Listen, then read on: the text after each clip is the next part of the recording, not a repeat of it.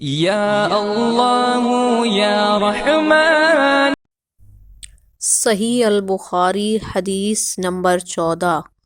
ہم سے ابو الیمان نے حدیث بیان کی، ان کو شعیب نے، ان کو ابو الزناد نے اعرج سے، انہوں نے حضرت ابو ہریرہ رضی اللہ عنہ سے نقل کی کہ بے شک رسول اللہ صلی اللہ علیہ وآلہ وسلم نے فرمایا، قسم ہے اس ذات کی جس کے ہاتھ میں میری جان ہے، تم میں سے کوئی بھی ایماندار نہ ہوگا جب تک میں اس کے والد اور اولاد سے بھی زیادہ اس کا محبوب نہ بن جاؤں۔ صحیح بخاری کی حدیث نمبر 14 کا ترجمہ پڑھا، جو کہ کتاب ایمان کے بیان میں سے لی گئی ہے اور اس کا سٹیٹس سندن صحیح ہے۔